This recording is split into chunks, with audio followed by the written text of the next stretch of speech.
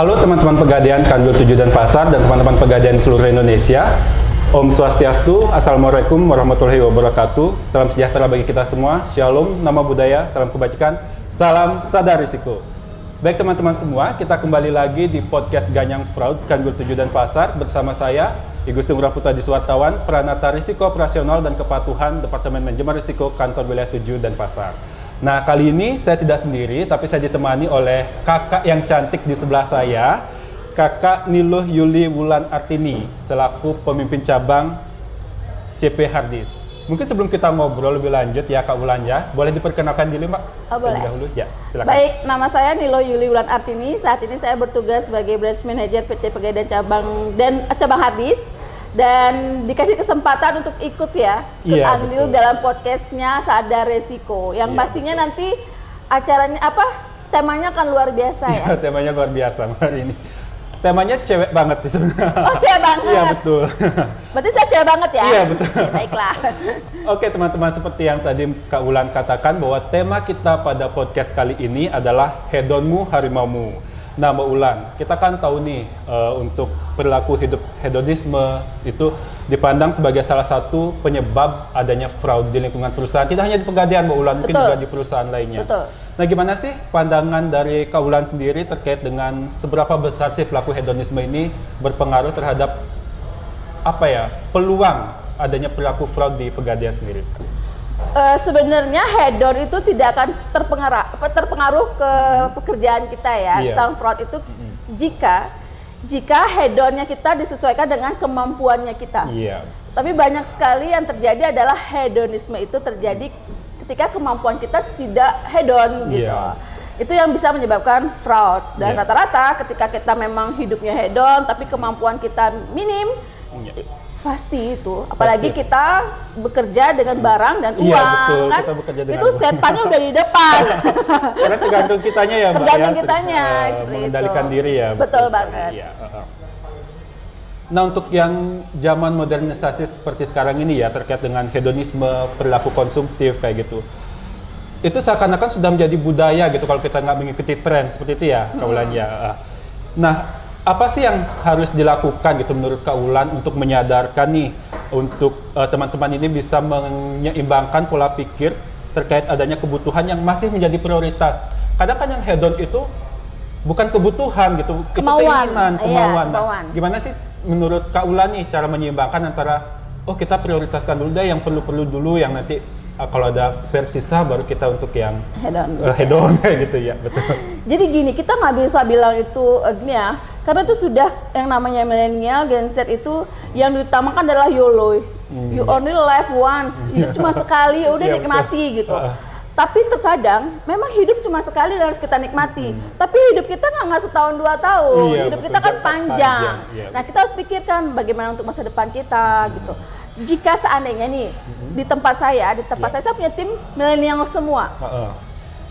Gak ada yang belum sebenarnya milenial gitu. Dan saya tahu bagaimana mereka hidup gitu ya, dengan salary-nya kita tahu seberapa, kemudian gaya hidupnya mereka seperti apa kita juga tahu gitu. Dan memang benar rata-rata ya mereka lebih ke ya udahlah nikmati aja hidup ini cuma sekali. Tapi saya selalu ingatkan, no, hidup kamu memang sekali, memang harus dinikmati hidup tuh, tapi harus jangka panjang gitu. Jadi mulailah sekarang untuk mengatur keuangannya. Keuangannya betul. Betul investasi banget. Tetap penting ya. Penting gitu. Jadi memang ya kita nggak bisa karena pergaulan, karena memang kayaknya seperti budaya ya. Iya betul. Kalau nggak pamer di Instagram tuh nggak seru gitu. Iya betul sekali. Ya kan? Story Instagram itu wajib ya. Wajib. Apalagi kalau stalking teman yang memang kalau temennya yang di stalking teman-teman yang hedon, yang memang hedon dengan gaya hidup itu kita ngikutin ya nggak bisa, gitu. Dan sebenarnya saya selalu ingatkan ke tim saya bahwa no, hedon itu ningkatin perilaku hedon itu bikin kamu keren, enggak. Yang bikin kamu keren adalah kamu bisa hidup lebih baik lagi, lebih baik lagi seperti itu. Apalagi investasinya banyak itu akan lebih bagus lagi ya. Jauh lebih bagus. Karena investasi juga nanti kan ujung-ujungnya kita menikmatinya di masa yang akan datang kan. Ya sekarang aja dinikmati nantinya, seperti itu. Nah dari perilaku hedon seperti itu ya, Kak Wulan kan punya tim nih. Gimana sih cara memotivasi timnya Kak Wulan seperti itu dan juga mengedukasi agar perilaku hedon ini nggak nggak terus gitu, nggak jadi candu untuk, karena nantinya kalau misalnya kita udah kehabisan akal nih, kehabisan uang, ujungnya kita akan berpikir gimana nih cara dapat uang dengan cara instan kayak gitu. Kalau saya pribadi, yang ini sudah saya lakukan Iya, ya. betul. Jadi ketika saya melihat teman saya, tim saya seperti itu, mulai saya ingetin, kamu udah inget belum sama orang tua kamu? Nah itu. Kamu sudah inget belum? Kamu akan menikah. Kamu sudah inget belum? Kamu akan punya anak yang nanti butuh biaya. Biaya pendidikan gitu. terutama. Sekaranglah kamu lakukan, mulai sisihkan. Boleh kok. Kita nggak bisa melarang mereka untuk melakukan healing lah, Iya, katanya healing bu, stres gitu ya. Ya nggak apa-apa. Tapi namanya healing tuh nggak perlu kan yang biaya-biaya yang mahal Iya, betul. gitu ya. Bolehlah 1 bulan mungkin sekali atau Iya. 3 bulan sekali untuk perayaan, Iya, boleh lah gitu. Kalau setiap hari itu bukan healing, itu boros. Pemborosan Itu namanya. beda, healing sama boros itu beda. Karena gini, ketika mereka sudah, "Mbak, ini healing." Saya selalu tanya gini, "Yakin healing?" Itu Nah, dompet itu. beneran healing. Saya bilang gitu. Saya selalu gitu kayak gitu. Jadi mereka, "Oh, iya Bu ya, tambah ini ya, tambah pusing iya, ya." betul. Jadi mereka mulai mengontrol seperti itu. Kadang kita menikmatinya sekarang, menyesalnya kemudian seperti itu Betul ya, banget seringnya. ya kan, karena saya juga masih pernah muda, jadi kan saya selalu melakukan hal itu kan.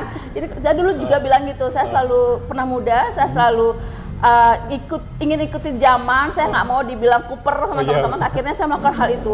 Ternyata selama ini saya bilang kayak percuma, coba uang itu saya simpan, udah mungkin saya hidupnya lebih nyaman lagi. Berarti ada itu. penyesalannya Bu Ulan? Sedikit sih, Sedikit syukurnya penyesalan. saya tidak bablas Nggak gitu ya. bablas. Sebenarnya saya tidak bablas seperti itu. Ya, nah itu teman-teman dari Kak Ulan sendiri. Boleh kita healing, tapi jangan terlalu sering. Selalu seperti itu sering. ya. Jadi kita butuh yang namanya financial planner, Ya, financial. perencanaan keuangan. Kebetulan saya orang financial planner Iya. juga ya.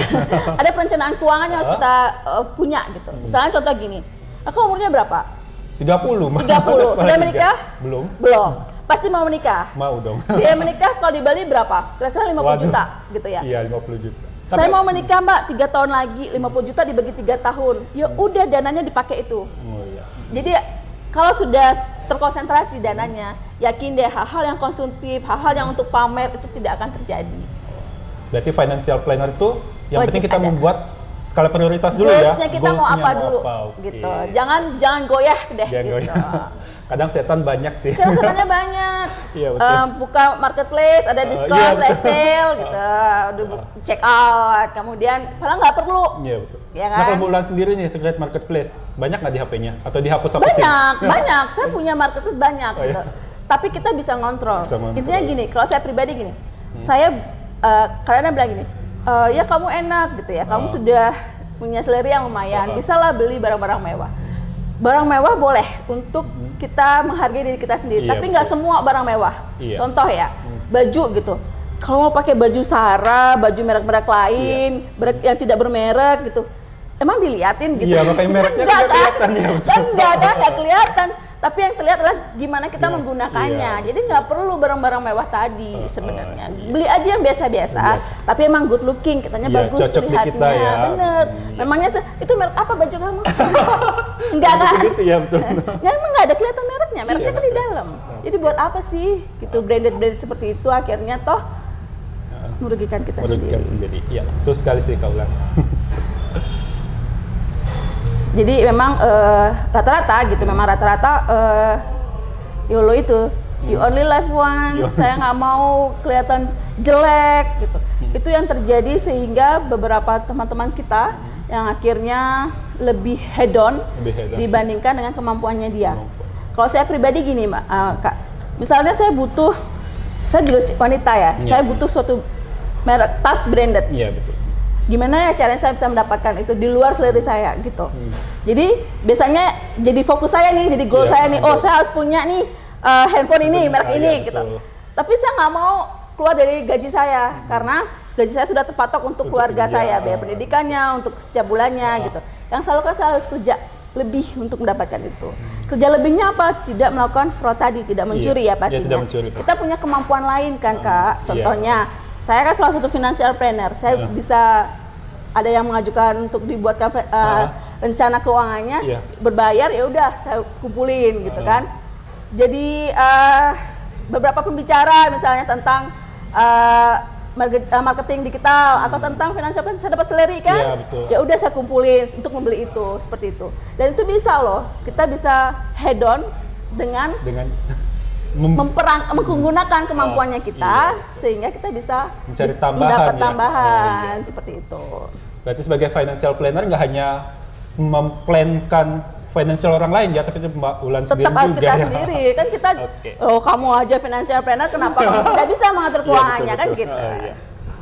Nah kan Kak Ulan nih sebagai branch manager kan di cabang gitu kan, pasti tim-timnya tuh banyak yang ada di frontliner. Kadang kan frontliner tuh berpikir, oh penampilan saya sudah oke nggak sih di depan nasabah gitu. Kadang kecenderungannya kita tuh akan, duh kayaknya baju bermerek oke nih dipakai kayak gitu. Pernah nggak sih Kak Ulan tuh mengkomunikasikan pada timnya Kak Ulan, udah berpakaian seadanya, yang penting nyaman di kalian, bagus dilihat kayak gitu, nggak mesti bermerek kayak gitu. Di awal pasti selalu ingetin teman-teman di kasir terutama. Iya. Uang yang di depan itu adalah anggap kertas. Iya, anggap kertas. Ketika dianggap berharga akan disimpan untuk diri sendiri. Iya betul. Gitu. Jadi saya bilang ini dianggap kertas, tapi kertas yang berharga yang bukan punya kita. Jadi satu pun selembar pun, satu penting pun itu bukan haknya kita. Jadi tidak boleh. Saya bilang gitu. Kalau tidak mampu, nggak usah beli. Iya. Saya bilang kita tidak akan terlihat keren karena barang branded yang kita gunakan. Kita akan terlihat keren ketika kita komunikasinya bagus, kita nyaman diajak bicara, kita agak good looking. Semua orang cantik, semua orang ganteng, ya nggak sih? Tapi cantik gantengnya bukan dari barang branded juga. Gitu. Pembawaan juga ya. Betul banget. Jadi itu yang ditingkatin. Jadi jangan ngira ketika kita head terus kita dibilang wah no. Iya. Nggak semua, itu hati-hati loh. Karena kadang-kadang nih teman-teman berperilaku head on untuk dilihat keren. Teman-teman hanya mendapatkan teman yang ada apanya, bukan apa adanya. Jadi teman-teman akan mendapatkan ada apanya nih, gitu. Teman-temannya nggak palsu ya, fake people ya. Nah itu yang teman-teman dapatkan. Tapi ketika teman-teman biasa aja gitu, nggak perlu juga menunjukkan kehedonan gitu ya. Tapi memang benar-benar hedon gitu ya. Akan menemukan teman yang apa adanya. Tapi kadang ya Kak Ulan ya, sifat dasar manusia itu kadang haus akan pujian. Seperti itu. Gimana sih tipsnya nih biar kita tuh nggak terlalu melulu ingin dipuji seperti itu? Semua sebenarnya ingin dipuji. Kita juga sebagai orang kadang-kadang harus memuji juga. Contoh nih saat ini, kamu cantik banget bawa baju. Ibu ini bajunya murah banget. Saya nggak peduli baju murahnya kamu gitu. Kita bisa mengingatkan seperti itu. Kamu tuh nggak peduli baju murah kamu. Kamu pas banget pakai baju ini. Beli di mana gitu. Kita selalu ingetin seperti itu. Kita nggak bisa samain ya sama mereka. Jadi gitu. Intinya juga bersyukur ya. Iya benar. Jadi kembali lagi mereka itu harus diingetin gitu. Kita sebagai leader di sana yang benar-benar melihat langsung biar tidak terjadi fraud tadi. Benar-benar harus melihat dan mengenal mereka seperti apa. Gitu. Jadi kadang-kadang gini Kak, kita punya teman yang kita tahu basic salary-nya seberapa. Tapi dia punya keluarga yang hedon. Oke, saya masih nggak worry gitu ya. Betul. Tapi yang sudah kita sudah mengenal ya, kita tahu sudah ada salary-nya seberapa kita tahu, kemudian keluarganya kita sudah tahu, tapi kok hedonnya luar biasa. Nah itu yang harus benar-benar kita hati-hati sebagai seorang leader. Mulai pendekatan lebih lagi, mulai reminder lagi seperti itu. Iya. Ya, oke Kak Ulan. Terakhir nih dari saya terkait dengan ada nggak sih tips untuk mengekang keinginan untuk perilaku konsumtif atau hedonisme itu yang dimulai dari diri sendiri kemudian ke teman tim-timnya dari Kak Ulan sendiri. Kayak gimana tuh? Kalau saya pribadi dari dulu ini ya, saya selalu buat master board. Jadi master board itu kayak apa ya, dream come true-nya gitu loh. Saya tahun 2022 mau ngapain ya? Contoh ini ya, ini contoh saya pribadi. Saya dari tahun 2018 pingin banget renovasi rumah saya biar anak saya nyaman. Itu dulu, saya punya 3 putri. Dan kalau di satu kamar kan kasihan gitu ya. Saya punya goals-nya itu, punya rumah. Yang saya lakukan adalah salary saya langsung saya cut, langsung saya investasikan tabungan emas. Jadi kalau ada tabungan emas sudah saya masuk gitu. Dapat bonus masuk. Kita kan banyak ya. THR masuk gitu. THR banyak, salary masuk gitu. Kan kita juga ada penghasilan dari suami. Saya kan punya suami yang berpenghasilan. Nah, uang dari suami itulah yang saya gunakan untuk tiap harinya. Jadi full saya punya investasi di salary saya untuk investasi. Karena gini, ketika dulu saya sama, saya pernah ada di bawah. Saya memulainya dari bawah gitu ya. ketika saya naik, selera saya naik dong, Iya, betul. selera saya naik. Saya tidak akan merubah lifestyle saya. Iya. Yang saya rubah adalah saya tingkatin adalah ketika selera saya naik adalah investasinya saya naikin. Jadi gaya hidup saya biasa-biasa aja. Termasuk sama suami seperti itu. Gitu. Jadi saya sama suami sudah memastikan ketika kita punya penghasilan yang tinggi lebih baik dari sebelumnya, yang kita tingkatin dari investasi kita. Tercapai benar-benar. Goal saya untuk punya rumah itu terrealisasi sampai hanya 2 tahun. 2 tahun. Udah beres gitu, saya punya goals lagi nih. Apa gitu ya. Anak saya SMP nih sekarang nih, dia mau kuliah di luar negeri. Berarti dia butuh waktu 6 tahun lagi saya untuk biaya ke luar Iya, negeri. Dan saya tahu biaya di luar negeri itu berapa dan berapa tingkat sih kenaikan harga pendidikan ya di luar negeri. Itu sekarang goal saya. Gimana caranya penghasilan saya sama suami itu udah benar-benar terpenuhi di situ. Karena ketika kita punya utang pusingnya luar biasa, Kak. Iya betul. Jadi lebih baik kita tahan-tahan deh apa yang kita inginkan untuk itu. Jauh lebih tenang, jujur ya, ketika kita tidak mengambil hak apapun yang bukan jadi hak kita. Iya betul. Tidurnya nyaman, kita bergaulnya enak Iya. gitu ya. Dan tidak ada rasa takut sama siapapun gitu ya. Dan ini buat teman-teman ya, ini Iya. tips ya Iya, buat betul, teman-teman buat tips, semua. Teman-teman bekerja di Pegadaian itu nggak butuh 1 tahun 2 tahun kok. Teman-teman butuh hampir 50 tahun umurnya ya. Kalau sekarang umurnya 30 berarti lagi 26 tahun. Masih banyak panjang. banget, masih panjang banget. Jadi yang dipikirin adalah itu. Gimana sih biar bisnisnya karir saya naik terus Iya. tanpa ada masalah. Jadi dikurangi yang seperti itu. Kebayang Kak, Iya. kalau kamu melakukan sesuatu, kamu melakukan fraud, besok kamu dipecat mau nyari kerja di mana? Iya betul. Nggak ada yang Iya, betul, mereferensikan Karena kan? udah fraud tuh udah blacklist banget kayaknya. Blacklist banget. Malu nggak? Malu banget. Malu banget. Itu hampir kalau Iya. hanya kami 7 dan pasar tahu berarti 1.380 orang yang akan tahu Iya, gitu. nggak tahu ya. Belum lagi kalau Anda terkenal kan Iya. kasih Lindo Iya, kan. betul, Selindo. Seberapa orang yang tahu gitu. Malunya luar Iya. biasa. Itu yang sering saya ingetin Lan, Iya. kalau kamu melakukan hal yang seperti itu yang kamu sengaja gitu ya. Udah deh kamu bakal malu banget gitu. Itu selalu saya terapin di diri Iya. saya sendiri ya. Kebayang Kak kalau itu di blacklist namanya, aduh Tuhan malunya luar biasa tuh, jangan Iya. deh gitu. Jangan deh untuk ngambil hal yang enggak gitu. Apalagi kita nggak hanya baru sekali di unit kerja ini kan, sebelumnya pindahan dari mana gitu Iya kan, kan kelihatan, banyak yang tahu Banyak yang tahu, gitu. oke. Semakin kita banyak yang tahu, semestinya kita semakin malu. semakin malu ya berbuat Kalau saya yang pribadi ya, kecurangan ya. iya, malu banget. Kan kadang-kadang nggak sengaja Iya. gitu, ada gitu ya, mungkin Iya. nggak sengaja karena memang kita punya wewenang Iya, ya. betul. Tapi kalau sengaja udah deh, nggak usah gitu. Karena itu bikin malu kita sendiri, bikin malu keluarga kita, dan masa depan kita udah deh pasti Udah ya, buram. udah buram ya. Benar banget. Iya baik teman-teman, banyak banget ya insight yang kita terima dari Kak Ulan. Saya juga minder sekali nih nggak punya financial plan ke depan kayak apa kayak gitu. Kayak masih Wajib muda punya. nih, hambur-hambur, hura-hura. Jangan, masih muda sekaya raya ya. Seharusnya ya lebih gini ya. Oke, ini yang terakhir ya teman-teman, kita minta closing statement dari Kak Ulan terkait dengan perilaku hedon yang nanti akan jadi harimau nih, akan menjadi Bener bumerang banget, kalau bumerang. misalnya lama-lama di apa ya terus-menerus jalankan gitu ya Kak Ulan. Silakan. Jadi kayak temanya tadi hedonmu adalah harimaumu gitu ya. Dan kita nggak usah, kita yang punya pengalaman itu teman-teman. Teman-teman lihat ya teman-teman kita yang sudah berkasus seperti apa. Ya, itu sangat-sangat mungkin mereka menyesal gitu ya. Kita jangan sampai deh ngerasain apa yang mereka rasain gitu ya. Cukup pengalaman mereka menjadi pengalaman kita, jangan kita jadi pengalaman kita sendiri Iya, gitu ya. betul. Terus yang kedua adalah sikap hedon tadi, lifestyle yang tinggi itu nggak bikin keren, percaya deh. Yang bikin keren adalah kompetensi kamu bagus, kamu punya banyak teman yang baik, yang apa adanya gitu, itu jauh lebih keren gitu ya. Tidak ya, saya yakin banget nggak semua orang melihat dari apa yang kita pakai, kecuali teman yang ada apanya. Iya, Gitu. circle-nya ya, kita nggak boleh salah pilih Nggak circle boleh. ya pertemanannya. Jadi kalau kita sudah apa adanya, teman kita akan keluar, yang datang adalah apa adanya, bukan ada apanya, seperti itu. Siap, terima kasih Kak Ulan. Terima kasih. Oke teman-teman, demikian tadi podcast Ganyang Fraud kita dengan tema Hedonmu Harimaumu dari kantor wilayah 7 Denpasar. Semoga apa yang disampaikan oleh Kak Ulan tadi memberikan manfaat bagi teman-teman semua. Ada baiknya nih dari sekarang perilaku hedon itu dikurangi seperti itu. Buatlah financial plan seperti yang Kak Ulan sampaikan tadi ya teman-teman, karena itu juga nanti akan berujung ke kebaikan teman-teman semua. Lebih banyak investasi akan lebih bagus nih buat teman-teman. Baik, akhir kata saya ucapkan Parma Santi, Om Santi Santi Santi Om. Assalamualaikum warahmatullahi wabarakatuh. Salam sejahtera bagi kita semua. Shalom, namo buddhaya, salam kebajikan. Salam sadar risiko. Oke, makasih ya Kak Ulan ya. Sukses. Ya, terima kasih.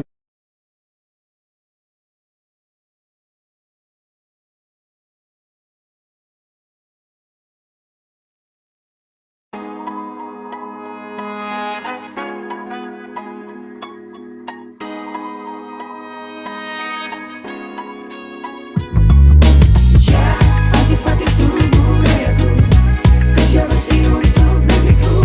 Jangan kau kira ku kan lengah, menggapai seluruh mimpiku. Anti fraud bukan sekedar bualan belaka. Konon katanya itu cuma dipeder saja, tapi faktanya itu ada dalam tindakan nyata. Hei kawan, pakai akhlak untuk berkarya. Jangan bilang jago kalau masih tidak patuh. Ada amanah ditanggung, jangan buat panggung rusuh. Kerja pakai integritas supaya pantas di atas pentas. Merakit asa, jangan apatis dengan penuh totalitas. Buka mata, buka hati, cari duit hati-hati. Buka mata, buka hati, profesional harga mati. Ayo kerja pakai hati untuk hasil yang kau nanti. Ayo kerja pakai akhlak, niat malam